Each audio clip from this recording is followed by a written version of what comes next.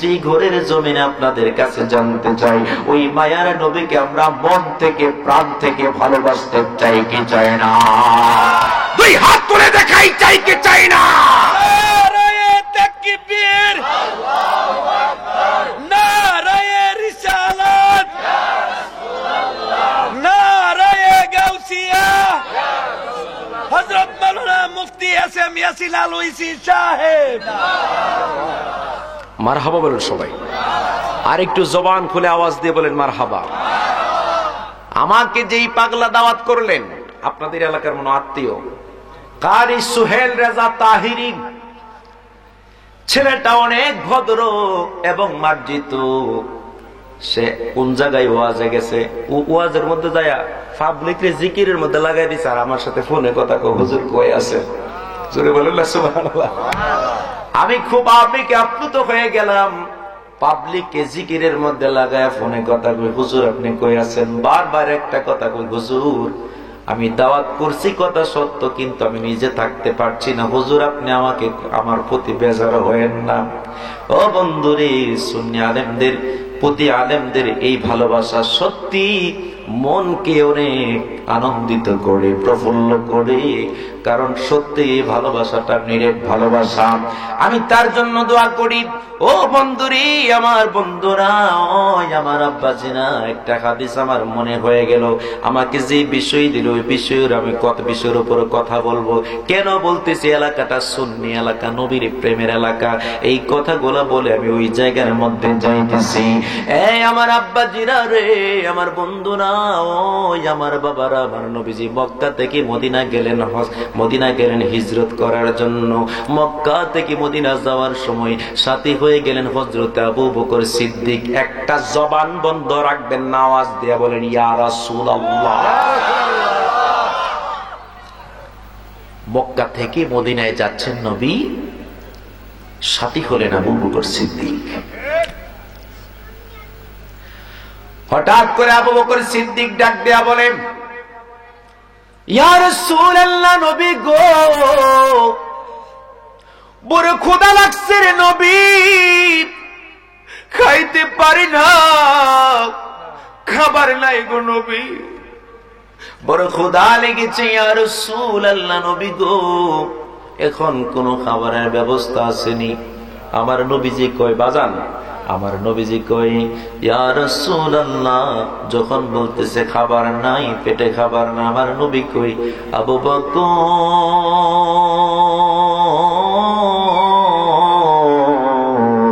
আমি নবীর তো অনেক খিদা লেগেছে। এই আবু বকর, সামনের দিকে যাও, দেখি কোনো খাবারের ব্যবস্থা হয় কিনা। যখন একটা বাড়ি পেয়ে গেলেন আমার নবীজি, আবু বকরকে ডাক দেয়া বলেন, এই বাড়ির ভিতরে চলে যাও। ভিতরে ইন্টেরিয়ারে ঢুকে গেলেন, একটা বৃদ্ধা মহিলাকে দেখতে পাইলেন। ওই বৃদ্ধাকে ডাক দেয়া বলে, মা মা মা, আমরা অনেক দূরের পথচারী, আমরা জোরের অনেক পথযাত্রী, ও মা গো, বড় ক্ষুধা লেগেছে, তোমার ঘরের মধ্যে কোনো খাবার আসেনি। ঘরে বাড়িতে ঢোকার আগে দেখতেছে একটা ছাগি, মানে একটা ছাগল, একটা ছাগি, মা ছাগি, ওই ছাগিকে বাড়ির গাটার সামনে, বাড়ির প্রথম অংশের জায়গার মধ্যে বেঁধে রাখছে। দেখে উলান গুলা শুকায় রয়েছে। ওই বৃদ্ধাকে ডাক দেয়া বলে, মা গো মা, তোমার ঘরের মধ্যে কোনো খাবার আসেনি। উচ্চ আওয়াজে বলেন সুবহানাল্লাহ, আর একটু জোরে বলেন সুবহানাল্লাহ। আবু বকর ডাক দেয়া বলে, ইয়া রাসূলুল্লাহ, নবী গো, আমি তার কাছে যাইব। আমার নবীজিকে যাইয়া বলো খাবার আসেনি, ব্যবস্থা করতে কই। বৃদ্ধাকে ডাক দেয়া বলে, আমাকে এমন একজন মানুষ পাঠাইছে, যেই মানুষটার নাম হলো মুহাম্মাদুর রাসূলুল্লাহ।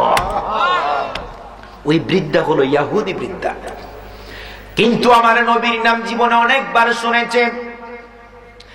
ডাক দেয়া বলতেছে, জীবনে কোনোদিন মুহাম্মদকে দেখি নাই, আর সেই মুহাম্মদ আমার বাড়ির আজকে মেহমান। কি করব?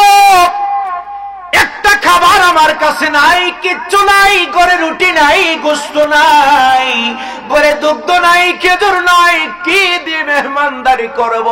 আল্লাহু আকবার বলেন। এবার বৃদ্ধা ডাক দেয়া বলে, আবু বকর,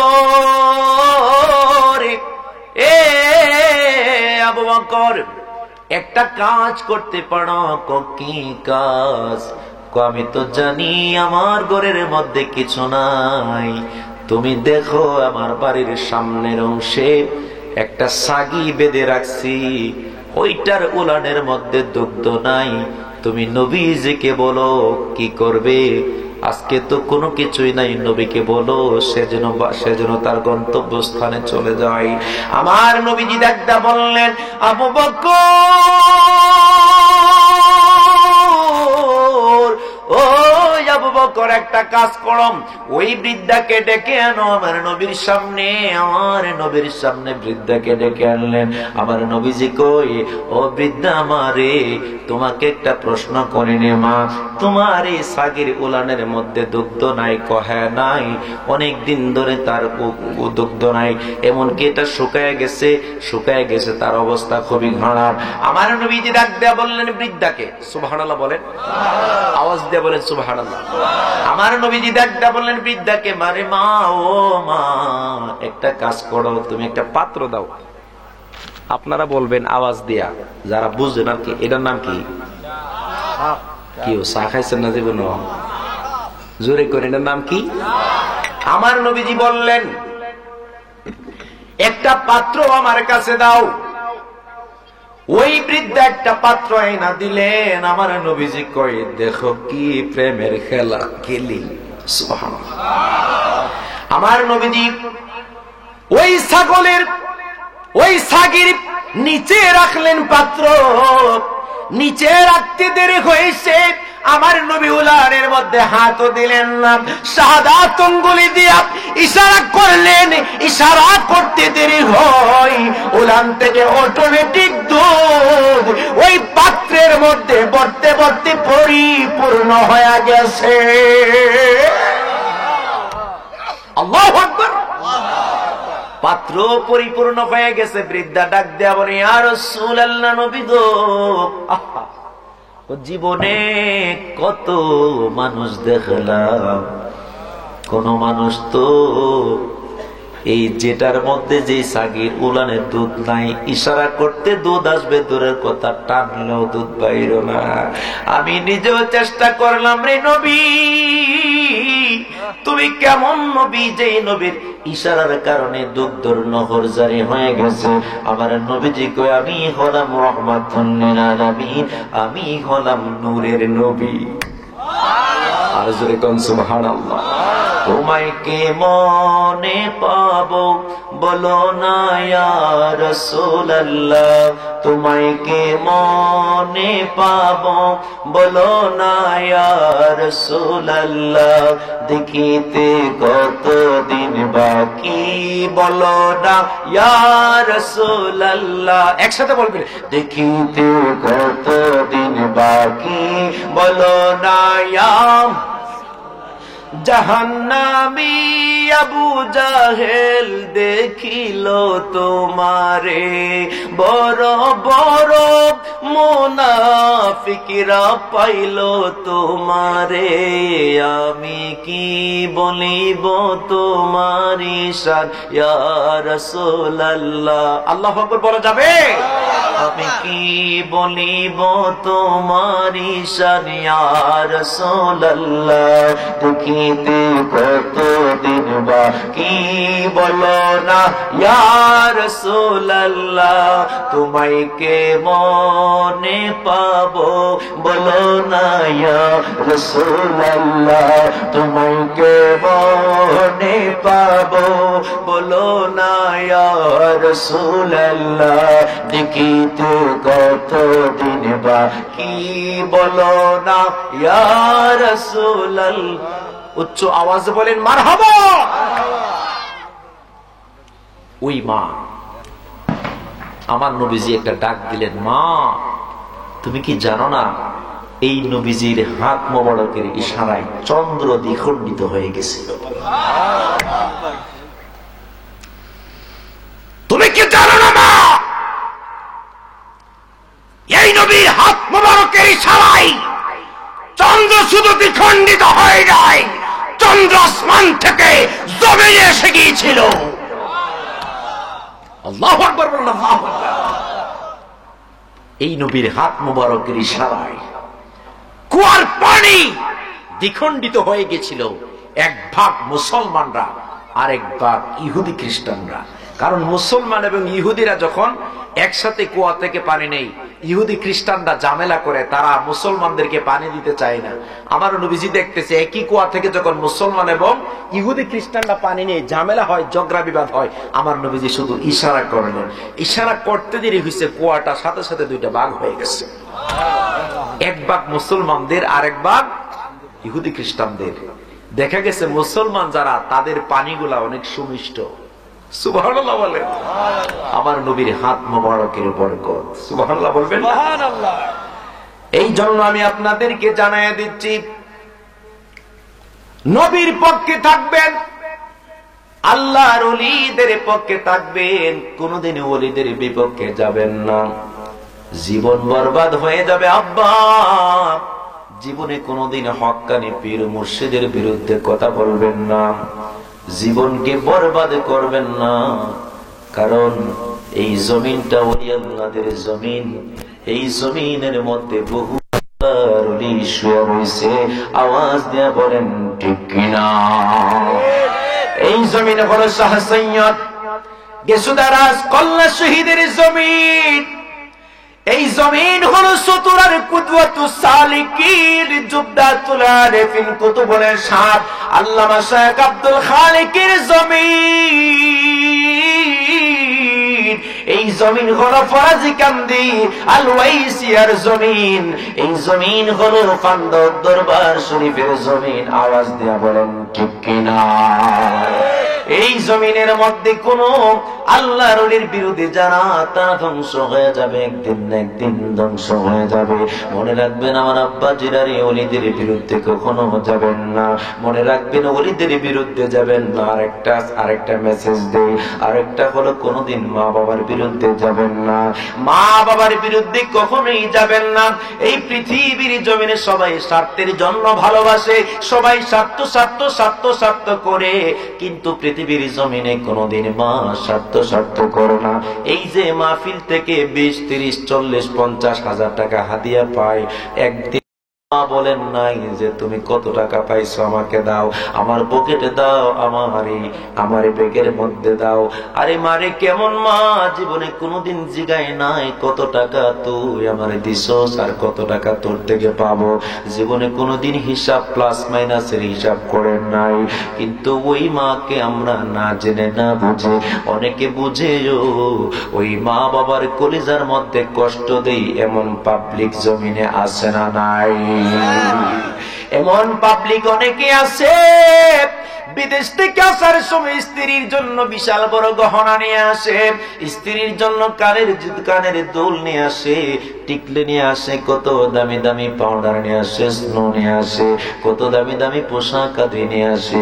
কিন্তু মার জন্য বাবার জন্য দেখি না কোন সন্তান বিশেষ কিছু আনতে। এই পৃথিবীর জমিনে সন্তান যখন বিদেশি বিরাজ্য থেকে আসে রে, ওই সন্তান আসার পরে সন্তান চিন্তা করে তার জন্য আইফোন আনছে কিনা, সন্তান চিন্তা করে তার জন্য হেলিকপ্টার আনছে কিনা, সন্তান চিন্তা করে তার জন্য খেলনার কোন জিনিস আনছে কিনা, সন্তান চিন্তা করে তার জন্য দামি দামি ঘড়ি আছে আনছে কিনা, সন্তান চিন্তা করে তার জন্য দামি দামি আসবাবপত্র আনছে কিনা, স্ত্রী চিন্তা করে তার জন্য অলংকার দেখি কি এনেছে। বিভিন্ন আসবাবপত্রের দিকে নজর যায়, কিন্তু দুইটা মানুষের নজর কোন আসবাবপত্রের দিকে যায় না। একটা হলো জনম দুঃখী মা, আরেকটা হলো জনম দুঃখী বাবা। আওয়াজ দিয়ে বলেন ঠিক কিনা? এই জন্য আপনাদেরকে একটা মেসেজ দিয়ে যাই, জীবনে কোনোদিন মা বাবার বিরুদ্ধে যাবেন না, জীবনে কোনোদিন মা বাবাকে কষ্ট দিবেন না। আল্লাহর ওলি যার নাম হলো মালিক বিন দিনার, হযরতে মালিক বিন দিনার রাহমাতুল্লাহি আলাইহি, জীবনে যিনি 60 বার হজ করলেন। একটা জবান বন্ধ রাখবা না দোস্ত, জবানটা খুলে আওয়াজ দেয়া বলো ইয়া রাসূলুল্লাহ। জীবনে 60টি বার হজ করলেন। 60 বার হজ করার পরে একটা ঘটনা ঘটে গেল। উনি একদিন বলতেছে জীবনে 60 বার হজ করার পরে একদিন একটা ঘটনা আমার কলিজার মধ্যে গেঁথে গেছে, এই ঘটনা আমি কোনোদিন ভুলবো না। ঘটনাটা হইল, সবাইকে বলতেছে জীবনে এই ঘটনা আমি কোনোদিন ভুলতে পারবো না। হুজুর কেবলা বললেন উনি মালিক বিন দিনার আপনি বলে দেন কি ঘটনা আপনি সবাইকে বলতেছেন, কি ঘটনা আপনার কলিজার মধ্যে গেঁথে আছে? উনি বলতেছে 9 জিলহজে ওকুফে আরাফা, আরাফার ময়দান, ওই যে লাব্বাইক আল্লাহুম্মা লাব্বাইক লাব্বাইক লা শারীকা লাক লাব্বাইক ইন্নাল হামদা ওয়ান নি'মাতা লাক ওয়াল মুলক লা শারীকা লাক লাব্বাইক আল্লাহুম্মা লাব্বাইক ধ্বনি দিয়ে মানুষগুনা কাফনের কাফন পরে পরে, মানুষগুনা দুনিয়ার কোন রঙের বাহারি রঙের ড্রেস পরে না, শুধু কাফনের কাপড়টা পইরা আল্লাহকে সাক্ষ্য দেয়, আল্লাহ রে আজকের এই ময়দানের মধ্যে আমি হাজির, তুমি ছাড়া আর কেউ শরীক নাই রে মালিক। আল্লাহকে সাক্ষ্য দেই তুমি একমাত্র আমার আল্লাহ, তুমি একমাত্র আমার আল্লাহ, মুহাম্মাদুর রাসূলুল্লাহ তোমার প্রেরিত রাসূল। প্রাণের আল্লাহ, আল্লাহকে সাক্ষ্য দেই সাদা কাফনের কাপড় পয়রা 9 জিলহজে, মনে রাখবেন উকুফে আরাফা, সবাই আওয়াজ দিয়ে বলবেন কি আরাফা? মাশাআল্লাহ, উকুফে আরাফা। হজের ফরজ কাজের মধ্যে একটা ফরজ কাজ হলো উকুফে আরাফা, মানে আরাফার ময়দানে অবস্থান করা। আলেম যারা তারা বুঝবে বেশি। আরাফার ময়দানে অবস্থান করা এটা হচ্ছে ফরজ। যদি কোন হাজী সাহেব আরাফার ময়দানে অবস্থান না করে তার হজ হবে না, কারণ এটা ফরজের মধ্যে একটা ফরজ হলো আরাফার ময়দানে অবস্থান করা। ইমাম মালিক ইমাম রহমাতুল্লাহি আলাইহি তিনি ডাক দেয়া বলতেছে, মালিক বিন দিনার ডাক দেখ, ওই মালিক বিন দিনার ডাক দেয়া বলতেছে আল্লাহকে, আল্লাহ তুমি তো আমাকে তোমার মাহবুব ওলি বানাইলা, আমি তোমার কাছে শুকর আদায় করি, কিন্তু তোমার কাছে একটা কথা আমার জানতে বড় ইচ্ছা হয়। আল্লাহ কই কি কথা জানতে ইচ্ছা হয়? ও প্রাণের আল্লাহ, আজকে এই আরাফার ময়দানে কার হজ কবুল হইল, কার হজ কবুল হয় নাই? যদি আমি মালিক বিন দিনারকে দেখায় দিতা, তুমি আল্লাহর শুকর আমি বেশি বেশি আদায় করতাম। আল্লাহু আকবার বলেন, আল্লাহু আকবার। আমার কথাগুলো একটু জবান দিয়ে বলবেন, আমার কথাগুলো কি আপনারা বুঝতেছেন? জোরে বলেন মাশাআল্লাহ, মাশাআল্লাহ, শুকরিয়া বলেন, খুব খেয়াল। এবার মালিক বিন দিনার আল্লাহর কাছে প্রশ্ন করছে, আল্লাহ তুমি আমারে দেখায় দাও আজকের এই জমিনে কার হজ কবুল হয়েছে আর কার হজ কবুল হয় নাই। আমার আল্লাহ পাক সুন্দর একটা কথা বললেন, আজকের আরাফার ময়দানে আমি তোকে জানাই দেই, এ মালিক বিন দিনার আমি তোমাকে জানাই দিচ্ছি রে, এই জমিনের মধ্যে সবার হজ আজকে কবুল হয়ে গেছে উইদাউট অনলি ওয়ান ম্যান, কিন্তু একজন মানুষের হজ কবুল হয় নাই। প্রশ্নটা করে ফেললেন আল্লাহ, আল্লাহ গো কার হজ তোমার কার হজ তোমার দরবারে কবুল হয় নাই? আমি মালিক বিন দিনার জানতে বড় ইচ্ছা হয়। চিন্তা করছেন? আমার জানতে ইচ্ছা হয় কার হজ কবুল হয় নাই। আল্লাহ পাক গাইবে আলহাম দিয়ে দিলেন, ডাক দিয়া বললেন মালিক বিন দিনার বড় এলাকার একটা ব্যক্তি, তার নাম হলো মুহাম্মদ বিন হারুন বালখি। মুহাম্মদ বিন হারুন বালখি তার হজ কবুল হয় না। আল্লাহ গো কেমনে তার বাড়িতে যাব, কেমনে তার কাছে যাব? ডাক দিয়া বললেন, এই যে এখন বর্তমানে না নেটওয়ার্ক অনেক শক্তিশালী, ইমো দিয়া কল করে, স্কাইপে দেয়া, ভাইবার দেয়া কল করে মানুষ খুঁজে বার করে। ওই সময় তো আর তৎকালীন সময় ইমো ভাইবার ছিল না, এক এক দেশের এক একটা তাবু ছিল। ওই তাবু বললেন আমার আল্লাহ শিখিয়ে দিলেন ওই তাবু হলো বলকের তাবুর মধ্যে চলে যাও। বলকের তাবুর মধ্যে চলে গেলেন। তিনি যাইয়া বললেন, তোমাদের মধ্যে মুহাম্মদ বিন হারুন বালখী নামে কেউ আছে কিনা? এবার তাবুর ব্যক্তিরা ডাক দিয়ে বললেন, আমরা হলাম বলকের তাবু। এই বলকের তাবুর পাশে আরেকটা তাবু আছে রে, ওই তাবুর মধ্যে আমাদের আল্লাহর ওলি থাকে। সুবহানাল্লাহ। আর একটু জোরে বাবা সুবহানাল্লাহ। আচ্ছা বাজান, এরা বলতেছে যে তিনি হচ্ছে আল্লাহর ওলি, কিন্তু সারা পৃথিবীর সবার হজ কবুল হইল, এই আল্লাহর ওলির হজ কবুল হয় না। কারণ আছে না নাই? এই আল্লাহর ওলি আলাদা একটা তাবুর মধ্যে থাকে, বেশি বেশি ইবাদত বন্দেগী করে, বেশি বেশি দুরূদ শরীফ পড়ে, বেশি বেশি জিকির আজকার করে, বেশি বেশি ইবাদত বন্দেগী করার কারণে, বেশি বেশি আল্লাহকে ডাকার কারণে সে আলাদা একটা রুম বানাইছে। আপনি তার কাছে চলে যান। এবার যাইয়া চুপিসারে একটু তাকাইলেন মালিক বিন দিনার। আল্লাহু আকবার বলেন। মালিক বিন দিনার তাকায়া দেখতেছে ওই ঘরের ভিতরে মুহাম্মদ বিন হারুন বালখী লম্বা লম্বা সেজদা দিয়া নামাজ আদায় করতেছে, নামাজ পড়তেছে, চমৎকার নামাজ। ওরে নামাজে পড়ো রে, গহিনে ডুবিয়া নামাজ পড়ো। আমরা তো মসজিদে গিয়ে নামাজ পড়ি, সুবহানা রাব্বিয়াল আ'লা, এমন মনে কো কার জুতাটি বালা আছে না নাই? সুবহানা রাব্বিয়াল আ'লা, মনে মনে কয় কার জুতা বালা। মসজিদে ইমাম সাহেবের পিছনে নামাজ আদায় করছে, গেছে সিরা স্যান্ডেল নিয়ে মসজিদ, আসার সময় বাটা জুতা এক জোরে দেখা 2350 টাকার জুতা দেখে সোজা বাইতে এটা যাইতেছে গা। এমন আল্লাহর ওলি কিছু সমাজ আছে না নাই? আরে আর জোরে বলেন আছে না নাই? আমি মসজিদে গেছি নামাজ আদায় করতাম, আমি কি তো কইতাম আমার জুতো এক বেড়া লয়ে গেছে গা। তো যে বেড়া নিছে এ বেড়া হলো চৌধুরী বংশের, নাম কোন যেত না, চৌধুরী বংশের। পরের দিন আমি ওনার পায়ে আমার জুতারি দেখছি, তো আমার মনের মধ্যে বাধা দিতেছে যে ওনারে কেমনে কই ওনার মতো মানুষ আমার জুতা লয়ে গেছে গা। সুরে বেলে দেশটা ভর্তি, ঠিক করতে কইছে বাবা, সুরে বেলে দেশটা ভর্তি। আসলে কথা বলেন ঠিক না বে ঠিক? তো কোন কথাটা বলতেছিলাম? ওই যে ইমাম মালিক বিন দিনার এবার দেখতেছে মালিক বিন দিনার রহমাতুল্লাহি আলাইহি, আহা আল্লাহু আকবার বলেন। এবার তিনি দেখতেছে লম্বা সেজদা দিয়া নামাজ আদায় করে মুহাম্মদ বিন হারুন বালখী। অবাক কাণ্ড, গিয়া দেখে ওনার ডাইন হাত নাই, দেখছেন? ওনার ডাইন হাতটা কর্তন করা, গলার মধ্যে শিকল পরা, হাতের মধ্যে শিকল, বাম হাতে শিকল, পায়ের মধ্যে শিকল লাগানো। মনের মধ্যে এত বিশাল বড় প্রশ্নের ঢেউ বারবার দিচ্ছে। তিনি কান্নাই শুরু করে দিলেন, এত বড় আল্লাহওয়ালা কেমন করে তার হজ কবুল হয় না?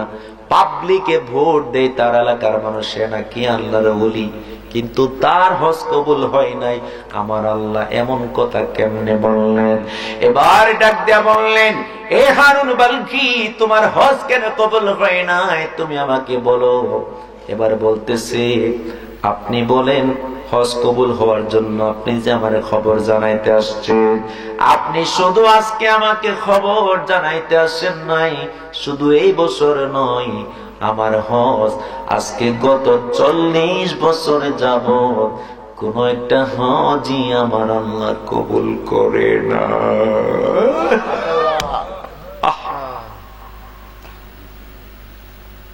আমি চিন্তা করছি,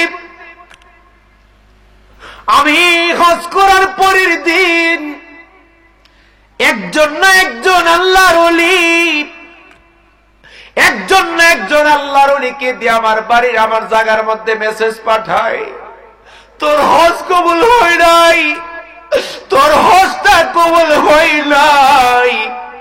আমার মনে হয় আপনাকে দিয়ে আমার আল্লাহ পাঠাইছে, আমার হজ কবুল হয় নাই। কেন কবুল হয় নাই? কই কথা শুনলে তো আপনি আমারে লাঠি দিয়ে পিটাইবেন, আপনি বলেন আমাকে পিটাইবেন না।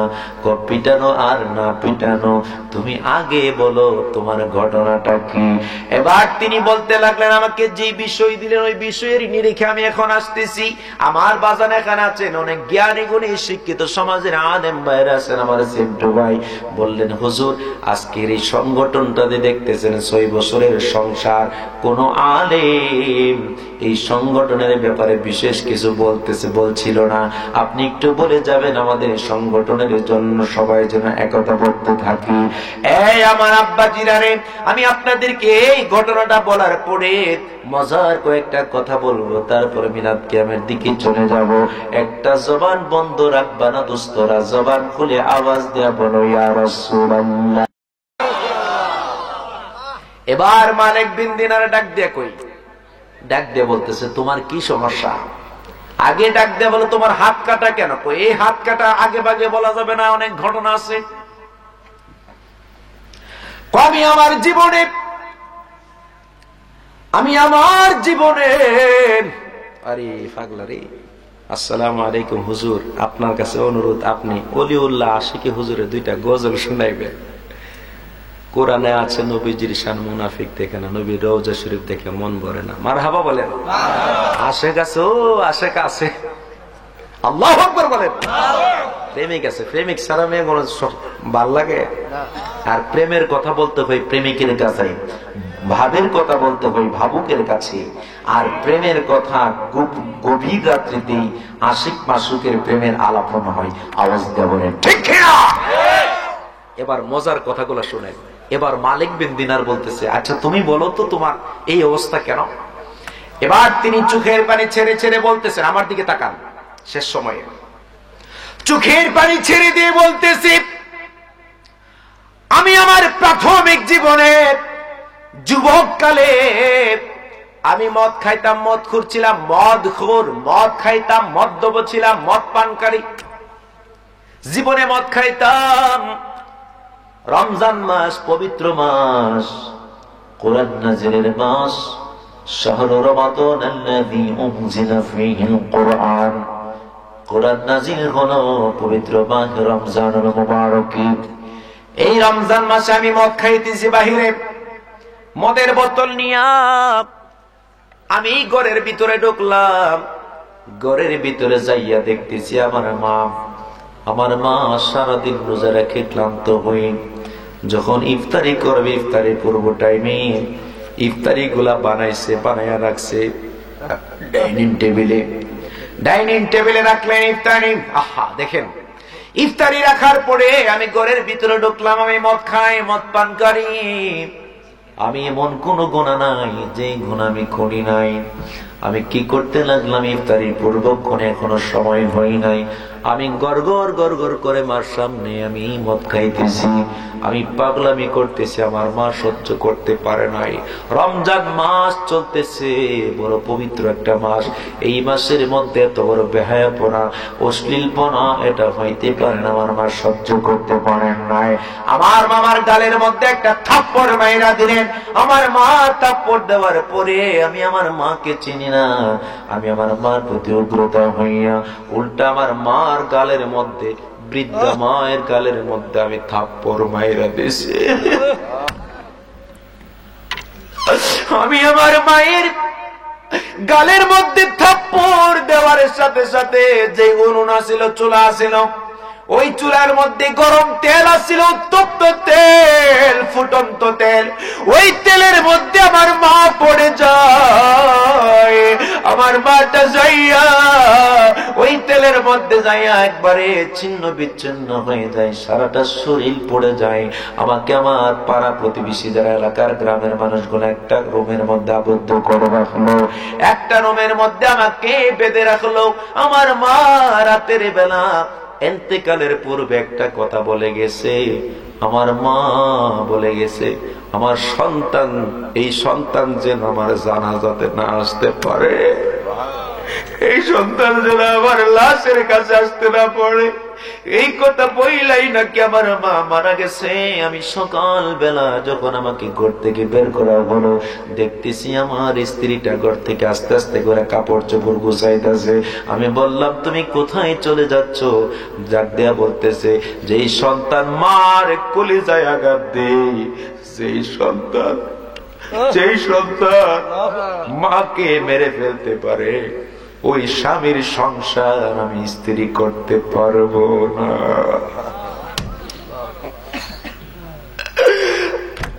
ওই স্ত্রী চোখের পানি ছেড়ে দিয়ে বললেন, আজকে আমি তোমাকে ডিভোর্স দিয়ে দিচ্ছি, আমি তোমাকে তালাক দিয়ে চলে যাচ্ছি। তোমার মতো বেবিচারী, তোমার মতো বেহায়া পরে, তোমার মতো অশ্লীল মদখোরের ঘর আমি করবো না। এবার স্ত্রী চলে গেলেন। এবার উনি হিতাহিত জ্ঞান আসলেন যে গত রাত্রে আমি মদ পানকারী অবস্থা আমি কি করেছিলাম, আমি তো মদ করছিলাম, আমার হিতাহিত জ্ঞান ছিল না। এবার উনি এক ঘরের মধ্যে একটা কুবা দাও, ঘরের মধ্যে একটা দা নিলেন, ওই দা নিয়ে বাম হাত দিয়া জোরে একটা আঘাত করলেন। যে হাত দিয়া মারে মারছে, ওই হাতটা এক কূপ দিয়া ফালাইয়া দিছে। আল্লাহু আকবার! এক কূপ দিয়া হাতটা ফেলে দিছে রে। এবার বুঝতে পারতেছে মা হারানোর যন্ত্রণা। হাতটা ফালাইয়া যেমনই ভাবে কারাগারের মধ্যে গলার মধ্যে শিকল লাগায় নাকি খুনের আসামিদেরকে একটা শিকল লাগাইলেন, দুই পায়ের মধ্যে দুইটা শিকল লাগাইলেন, বাম হাতের মধ্যে হাত কড়া লাগাইলেন। সম্পদ যা ছিল সে রাখ দেয়া বলতেছে, আমার সম্পদ কে কিনবা?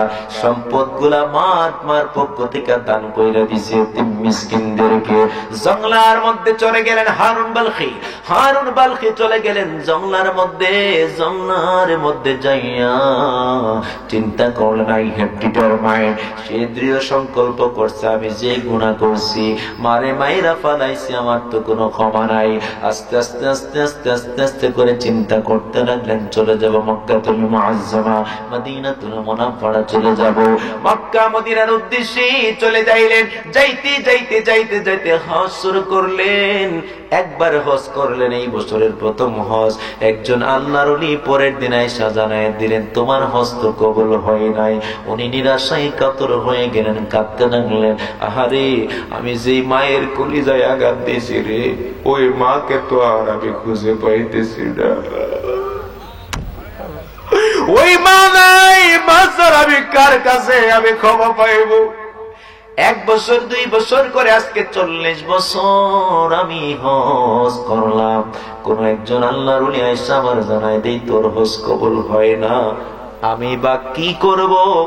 হজ না কবুল হলেও কার দুয়ার আছে, যে দুয়ারে আমি আল্লাহর দুয়ার চাইরা ওই দুয়ারে যাব। আরে কার দুয়ার আছে,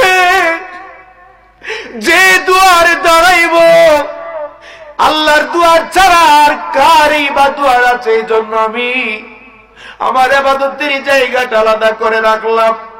দুনিয়ার খাবার যা অল্প খাবার খাই, মানুষগুলো জানে আমি অনেক বড় আবেদ, কিন্তু আমি যে কাজ করছি রে, অনেক মানুষই জানে আমি কত বড় পাপিষ্ঠ। বন্ধুরে, আজকে সন্তান পাইলেন, আজকে সুন্দর স্ত্রী পাইলেন, ছোট্ট ঘরের মধ্যে মাটা শুয়ে রয়েছে, বাবাটা শুয়ে রয়েছে, দামি ডাবল কম্বল দিয়ে আপনি শীতের মধ্যে ঘুমান। আপনি চিন্তা করতে একদিন চিন্তা করে দেখছেন নি, মা যে শুয়ে রয়েছে, মাকে আপনি একটা কম্বলের ব্যবস্থা করছেন কিনা?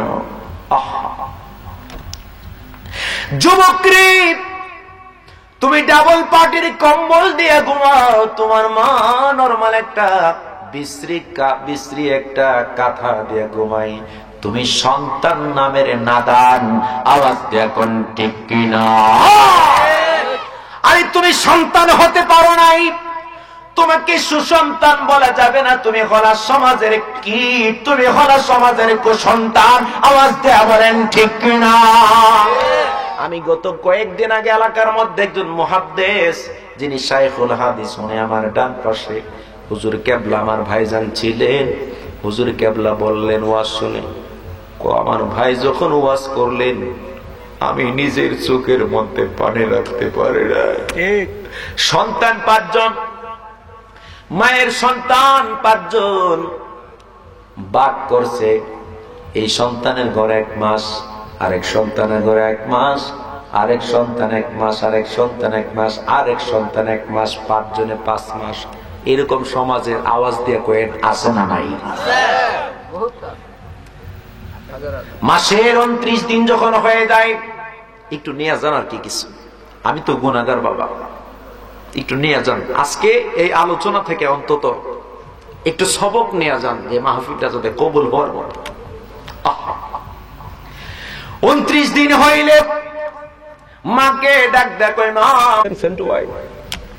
মা আমার ঘরের খাবার শেষ। ওই সময় মার কলেজার মধ্যে আগুন লাগা যায়।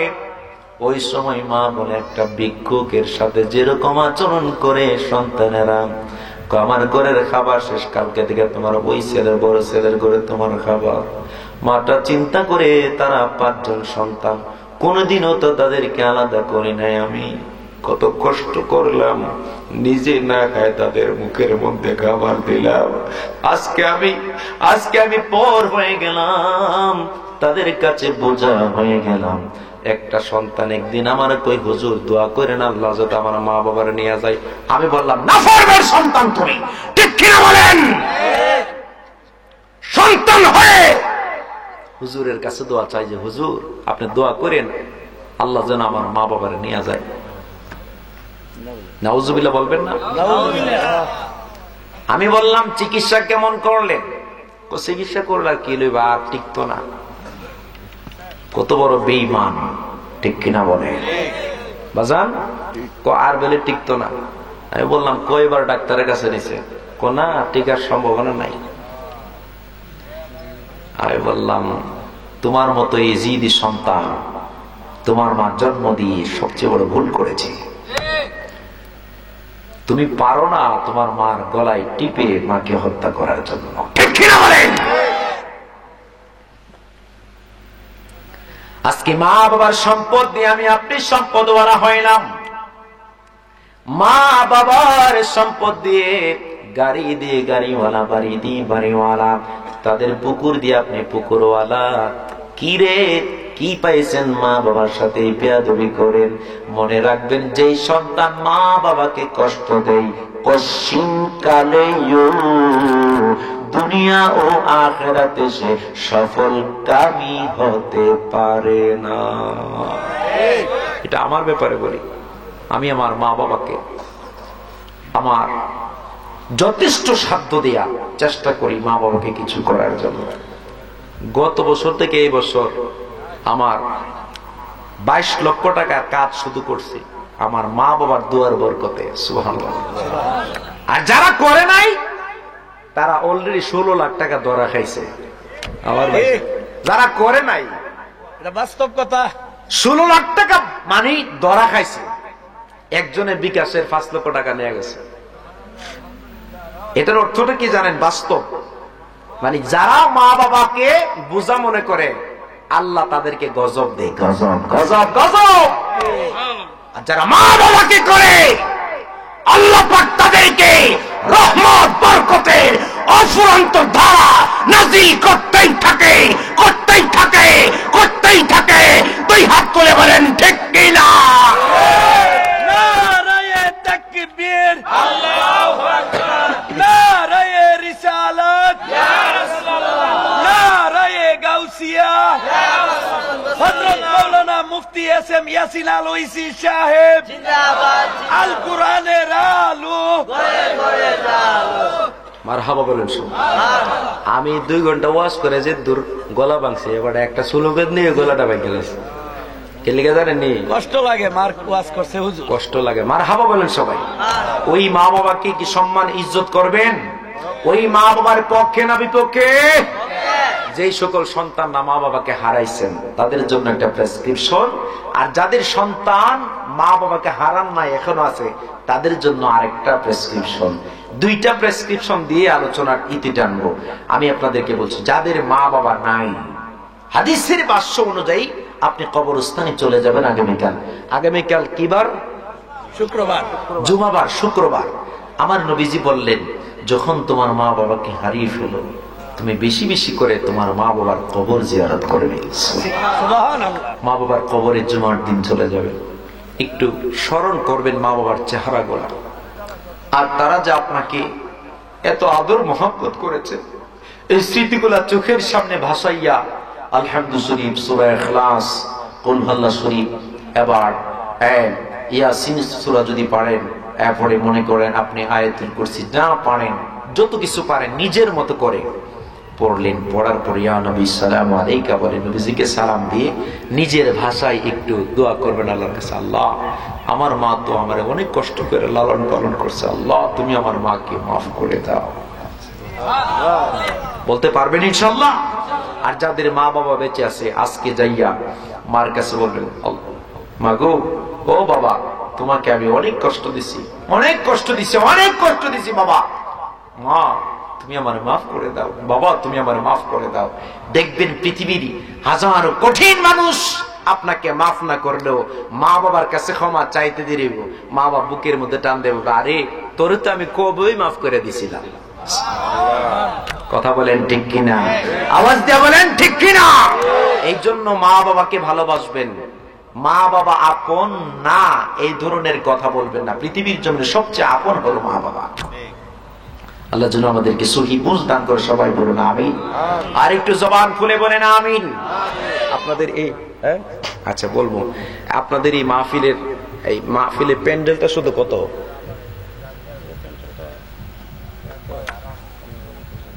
আচ্ছা 15। মাগো জান্নাতের চাবি আমার মা, একটু একটু দাও, জান্নাতের চাবি আমার মা, মাগো জান্নাতের চাবি আমার মা। আসলে কিন্তু জান্নাতের চাবি আমাদের মা। ওই মায়ের পক্ষ থেকে একজন যদি না পারেন দুইজন মিলে যান, 5000 করে বলেন কে দিবেন আগামী বছর, এই বছর না আগামী বছর 5000 টাকা বলুন কে দিবেন?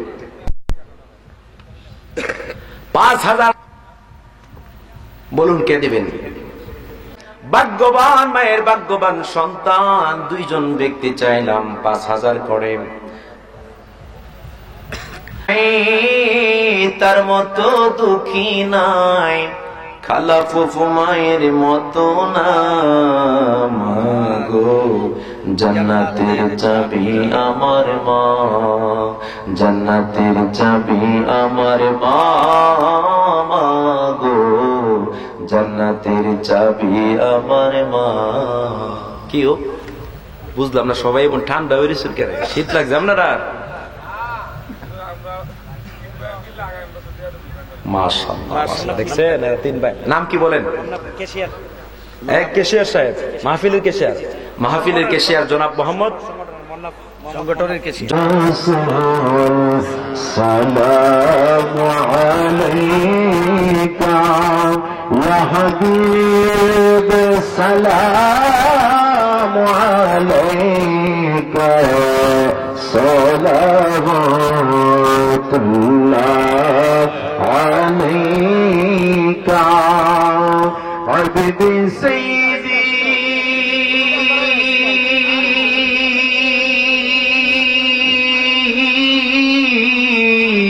ইয়া রাসূলুল্লাহ ওয়া ইয়া হাবিবাল্লাহ, दीदारे रोजा की तमन्ना दिल में ही यही तराना, ओ किसे मदीना जाना, लेकिन ही दिले दवाना, या नबी सलाम, माशाअल्लाह, या रसूल सलाम अलैका, हबीब सलाम अलैका, सलाम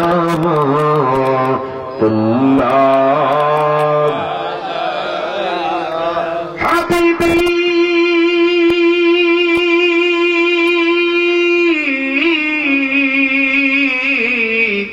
সাইয়্যিদি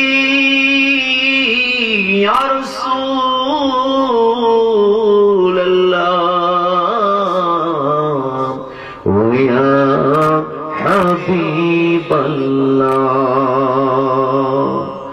আমারো মরণের কালে নবী থাকিবেন আমার শিয়রে থাকিবে না মরণ যন্ত্রণা এটুকুই আমার কামনা ইয়া নবী সালাম মাশাআল্লাহ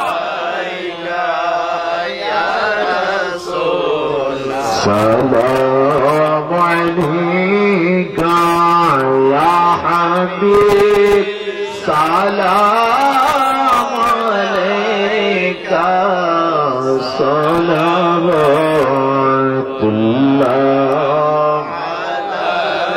بلغ العلا بكماله كشف الدجى بجماله وسنت جميع خصاله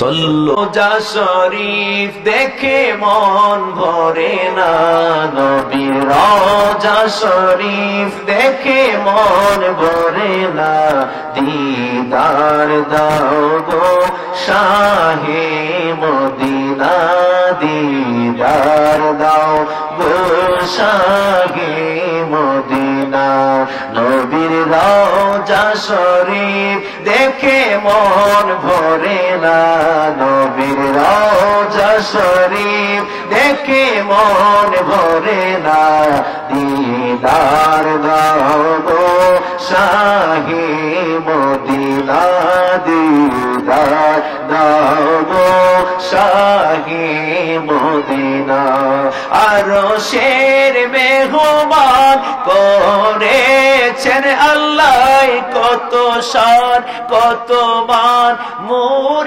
কমলেওয়ালা ঠিক না আরশের মেহমান করেছেন আল্লাহ কত শান কত মান মোর কমলিওয়ালা গো সিরাজম মনির আমি দেখা দাও না গো সিরাজম মনির তুমি দেখা দাও না দিদার দাও গো শাহে মদিনা দিদার দাও গো শাহে জালি মুবারক দেখিলে এক নজর নূরে তে জলমল করবে ভিতর জালি মুবারক দেখিলে এক নজর নূরে তে জলমল করবে ভিতর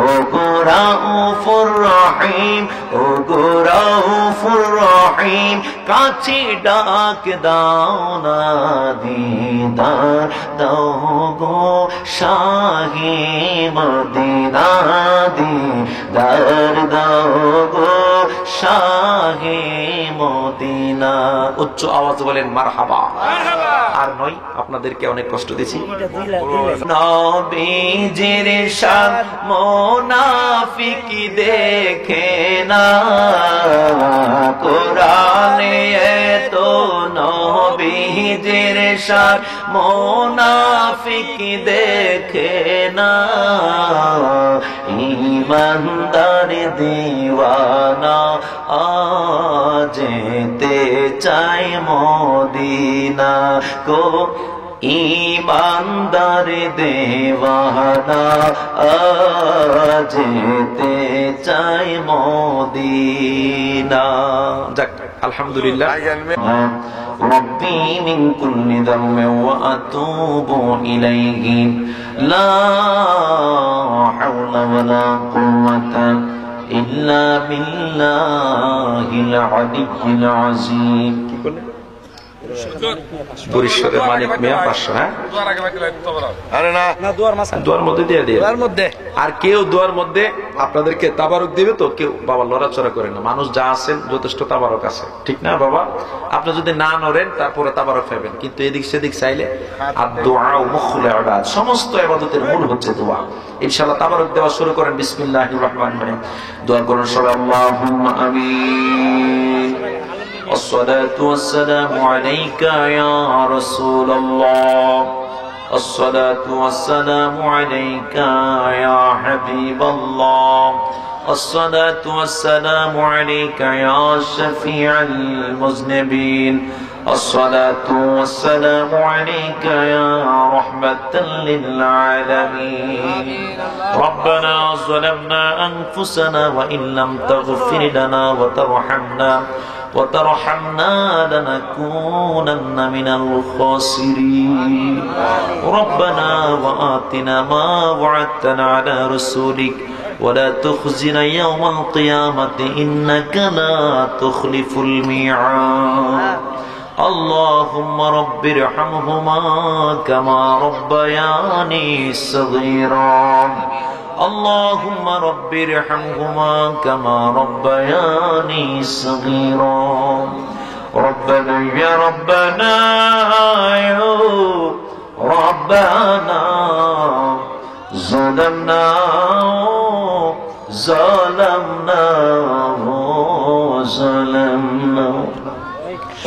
এই জীবনে করিয়াছি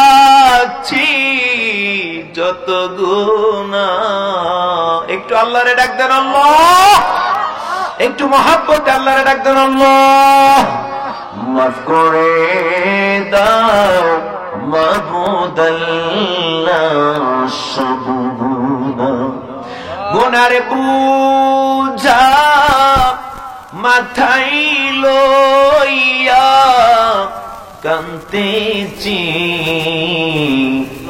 মাফ করে দাও মাবুদ আল্লাহ ইলাহি বন্ধু নাই রে বান্ধব নাই রে যেই জায়গায় একটু আল্লাহরে ডাক দেন আল্লাহ বন্ধু নাই রে বান্ধব নাই রে সেই জায়গায় সেই জায়গার বন্ধু নবী মুস্তাফা আল্লাহ গো শ্রীগরপুর বাবাড়া খাদেমুল কোরআন শততা যুব সংগঠনের উদ্যোগী ৬ষ্ঠ বার্ষিক সুন্নি মহাসম্মেলনে মাত্র দোয়ার মাধ্যমে শেষ হতে চলেছে মাওলা আল্লাহ তুমি তাকায় দেখো মৌলা করিম রাত্র ১টার উপরে হয়ে গেছে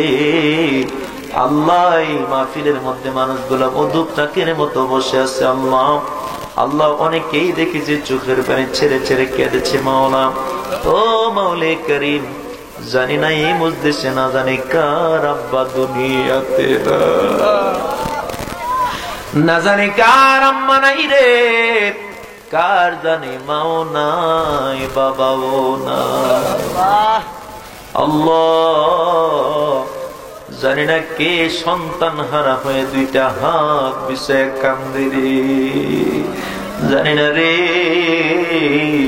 কে জানি স্ত্রীকে হারায়া কান্দে রে জানি না রে কে জানে দাদা দাদি নানা নানাকে হারায়া কান্দে আল্লাহ জানি না কে আপন জন হারায়া দুটা চোখের পানি ছেড়ে কান্দে আল্লাহ তুমি তো রহমানুর রহিম তুমি তো গফুরুর রহিম তোমার কাছে গভীর রাত্রিতে দোয়া করি গো মাওলা গভীর রাত্রিতে তুমি প্রথম আসমানে এসে বান্দাকে ডাক দেয়া বলো বান্দা রে ও বান্দা তুই আজকে ক্ষমার দরকার আমি আল্লাহ তোরে ডাকতেছি আজকে তোরে আমি মাফ করে দিব আল্লাহ শ্রীঘরের জমিনে আল্লাহ গো আজকে প্রেমের এক জলসা হয়ে গেল মাওলা। এই জলসার মধ্যে মাওলায়ে কারীম আদাসর থেকে পর্যন্ত যা কিছু আদায় করা হয়ে গেল অসংখ্য গুণে বাড়াইয়া আকায়ে নামেদারে তাজেদারে মদিনা সরকারে মদিনা সরকারে মাদু আলম নূরে মুজাসসাম রহমাতুল লিল আলামিনের কদম মোবারকে সদকায় আজকে কবুল আর মঞ্জুর করে নাও।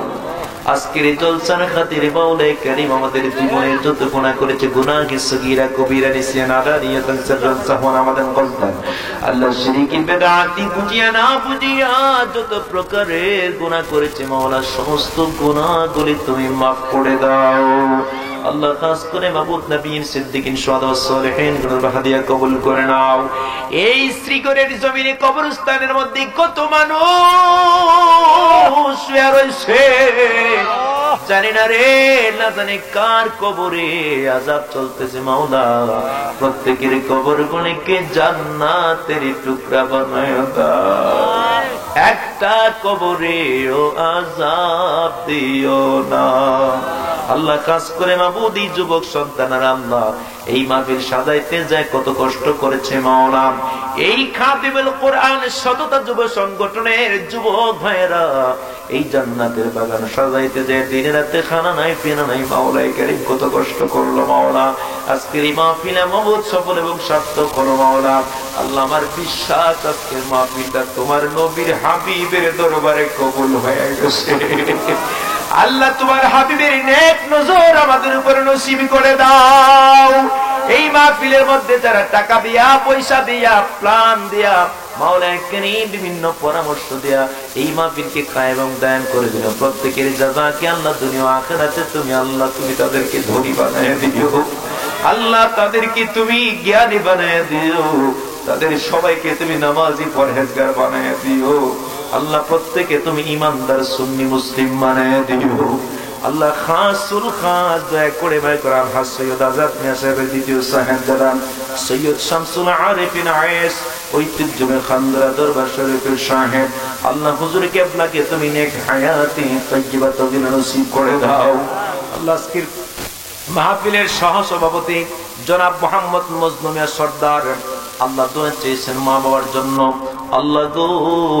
এই মাহফিলের মধ্যে বিশেষ একটা অ্যামাউন্ট বলেছেন মাওলায়ে কারীম আল্লাহ আমার বাজানকে আল্লাহ তোমার হাতে সুপর্দ করে দিলাম আল্লাহ। তার মা বাবাকে তুমি কবুল করে নাও আল্লাহ। কাজ করে মাবুদ জনাব মোহাম্মদ রহমত আলী সাহেব আল্লাহ ভালো একটা অ্যামাউন্ট দিয়েছেন মাওলা আল্লাহ তুমি তাকেও কবুল করে নাও আল্লাহ। বিশেষ করে আজকের মাহফিলের আলেম উলামা যারা ওয়াজ করলো প্রত্যেকটা আলেম উলামাকে তুমি কবুল করে নাও।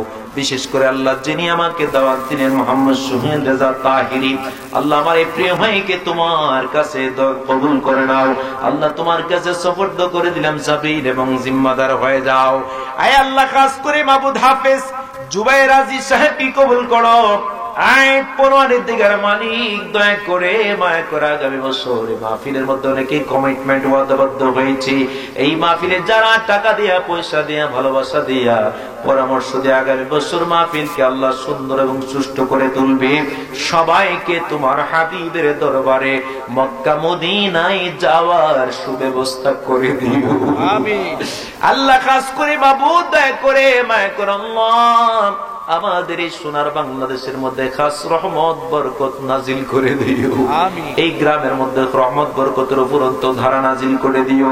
বিদেশে বিরাজ্যে যে সকল ভাইয়েরা বাবারা আছে মাওলানা তাদের জানমালকে তুমি নিরাপদ করে দিও।